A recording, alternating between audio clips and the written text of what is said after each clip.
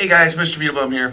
I'm making this video simply as a update video, and you know that on my YouTube channel I had made a video about how to get your WN8 numbers up, and I also made a thread on the WOT forums about this.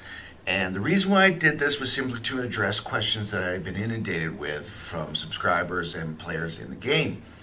Mr.BeetleBum, how can you get your WN8 numbers up? I want better WN8 numbers. I want to be purple. How can I do that?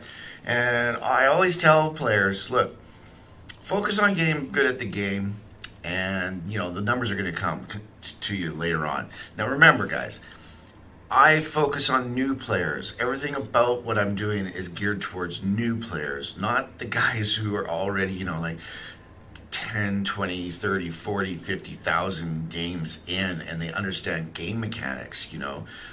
I understand that to be a good Unicum player, there's a lot more to it than just getting WN8 numbers, okay? But what I'm trying to do is get new players to understand the game better, and if the more they learn, the more they'll stay kind of mentality. So bear with me. This isn't like, you know, me saying WN8 numbers are the be-all, end-all. It's actually the complete opposite. I'm trying to explain that. Don't worry about it. First, figure out the game. Learn the game mechanics. Learn the maps. Learn how to, you know, get comfortable in all the different types of tanks, whether it be TD or lights.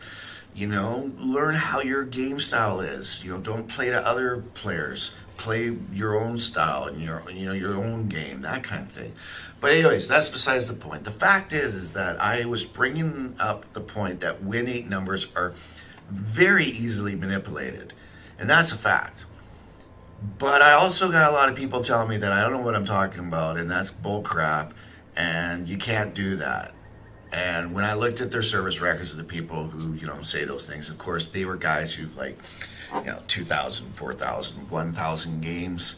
And unless they're re-rolling, you know, that's exactly what I'm talking about. They don't have a grasp yet of the game. They don't understand that what I'm saying is true.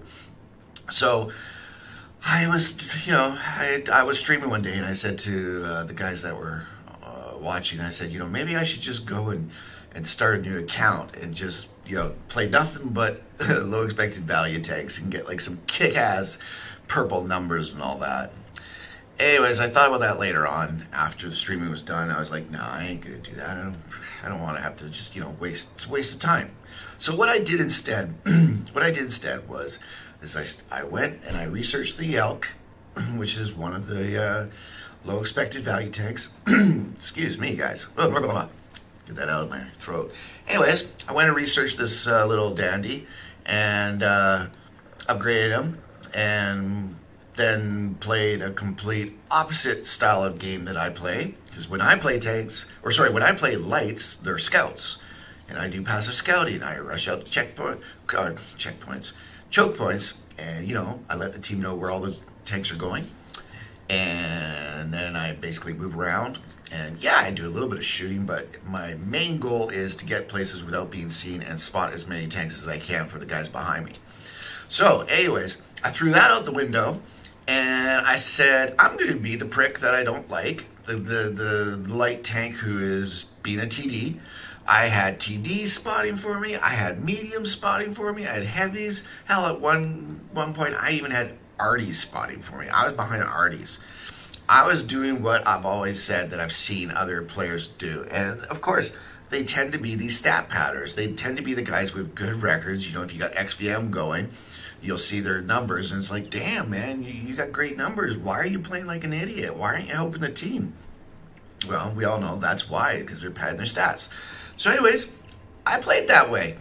And lo and behold, can you see it? Is it there yet? Is it showing? Well, those are my numbers. I played for basically a day. WOT Labs doesn't, I don't know how fast they update, but basically what I did is I rolled the Elk, and I went and played that way. And I started, I went and researched at like around 6 o'clock at night, and then played. And then the next day I played again, and let's see how many games. It's over 50, I know that. How many games did I play? 86. There you go. 86 game with a 57 win rate. And with that number, I went back until WOT Labs updated, just for the one day. And that's how you see what you did. And there you go.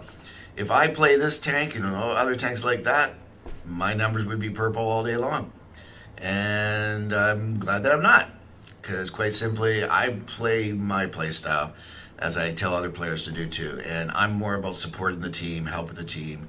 And, win rates tend to be better the way I play.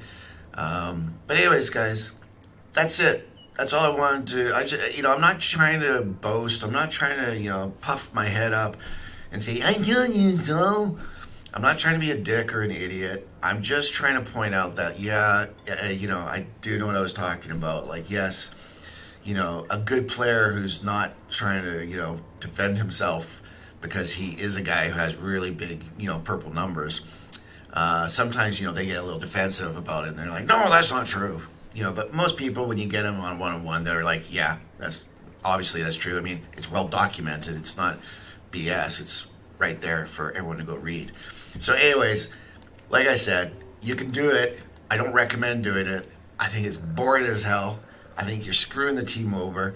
There's other ways of getting great numbers, and that's by just learning how to play. Like I said before, focus on being a good player. Focus on game mechanics. Focus on learning the maps. Focus on learning how to play all the different types of tanks and to your play style.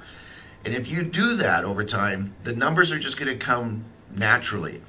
You will end up doing a lot of damage. If you're keeping your gun in the game, you gain early damage and keeping your gun in the game. It's going to come.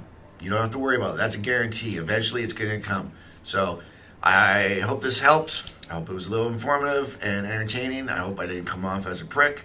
And because I mean well. I just wanted to say that, the facts are here.